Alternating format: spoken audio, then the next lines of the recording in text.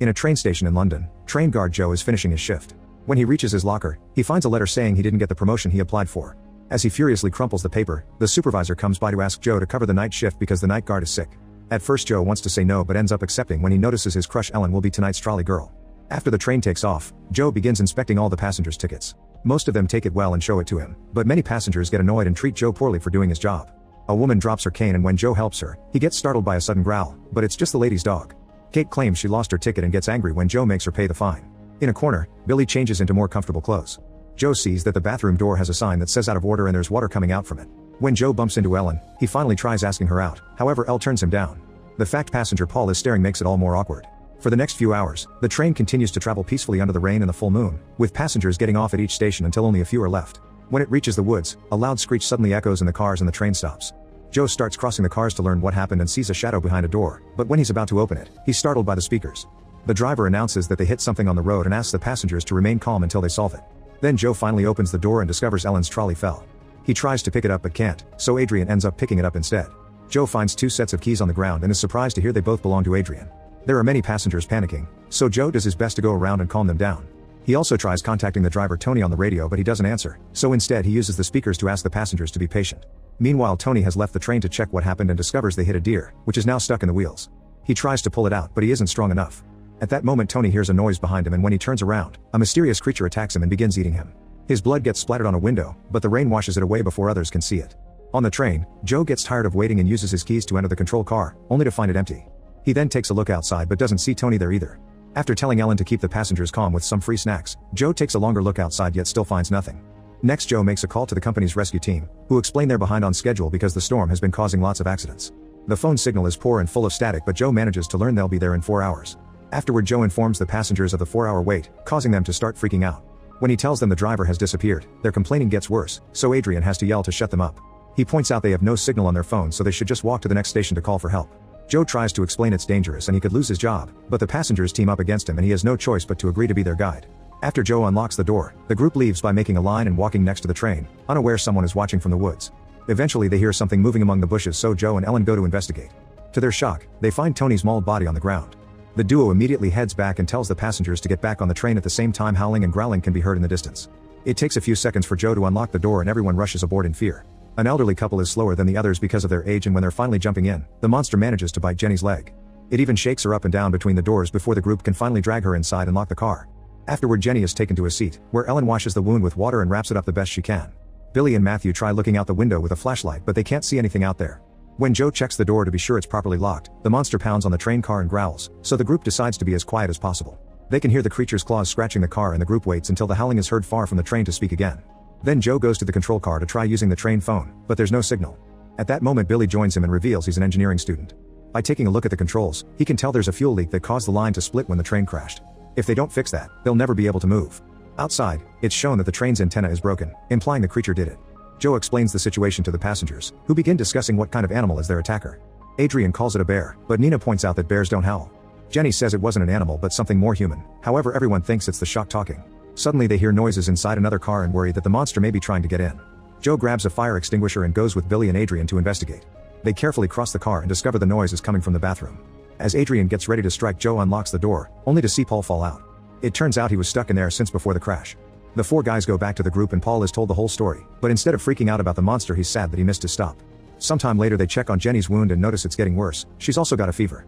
Kate notices Nina is young and scared so she talks to her to comfort her with some stories about her own daughter. Suddenly the creature starts pounding on the door again and then jumps on the roof, causing the train's lights to start failing. At that moment Nina's phone gets signal and she receives a call from her mother, but as she tries to ask for help, the creature bursts in through the window. It grabs Nina by the legs and drags her out as she screams, so Kate tries to grab her hand to help her. However Matthew drags her back because she would have been captured as well. Then they hear the beast mauling Nina on the roof and her blood can be seen on the windows. Terrified, the group rushes to hide in another car and Kate freaks out because nobody wanted to save Nina. An argument ensues until Jenny's husband Ged yells to make everyone shut up and reminds them they must work together to survive.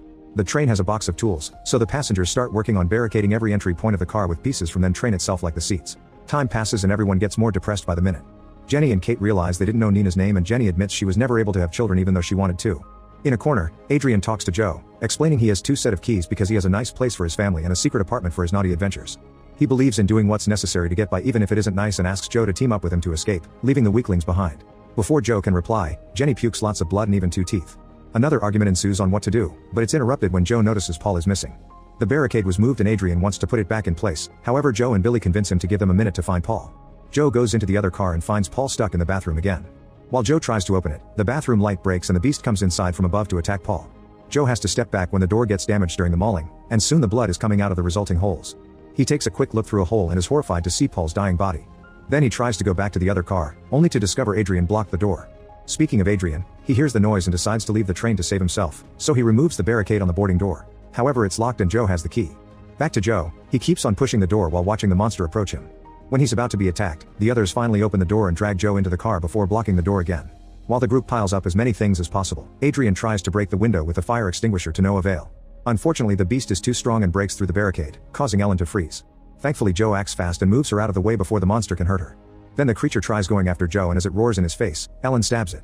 The monster immediately turns to hit her and sends her flying, so the guys take the chance to jump on it from behind to start beating it up and stabbing it with any object available.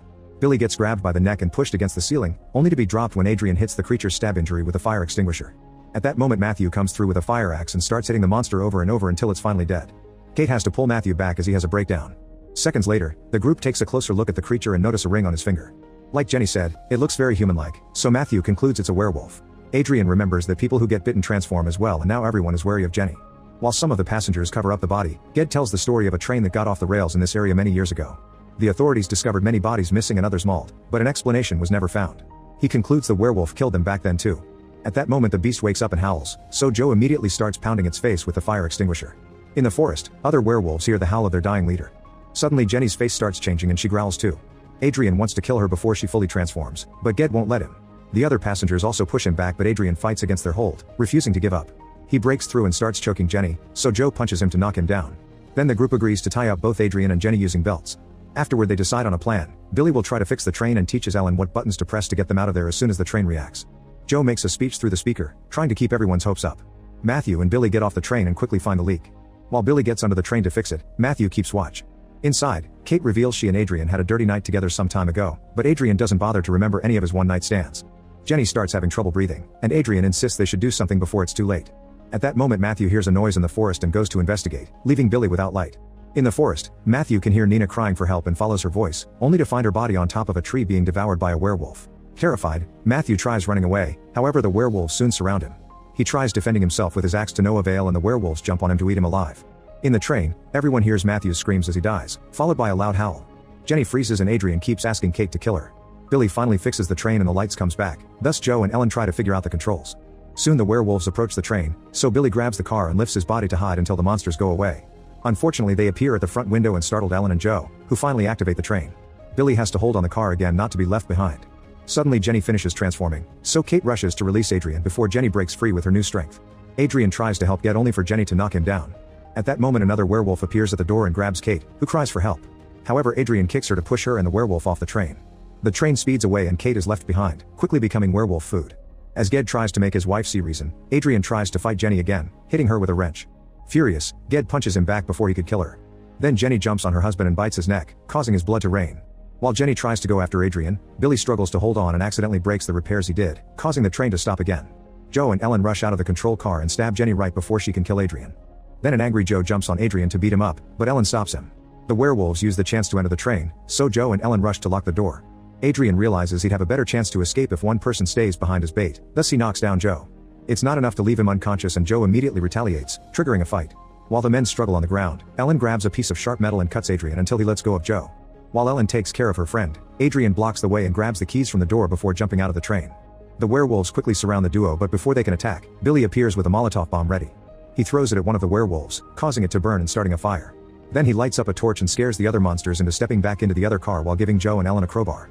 This allows the duo to force the door open and jump out of the train while Billy gets captured and killed too. As Ellen and Joe run through the forest, they can hear the werewolves coming after them. Deciding it's too late, Joe kisses Ellen before telling her to go because he'll stay behind as a distraction. Crying, Ellen finds a path to run away while Joe starts fighting the werewolves with a piece of metal, managing to stab one of them. No matter how hard he fights though, the werewolves overpower him and he ends up getting bitten. Moments later, Ellen makes it to the next train station with Joe's name tag in hand. Meanwhile, Adrian continues to run through and find some clothes in the ground. The werewolves suddenly surround him and a newly transformed Joe jumps to attack. Make sure to subscribe and turn on notifications so you can watch more videos like this. Thanks for watching.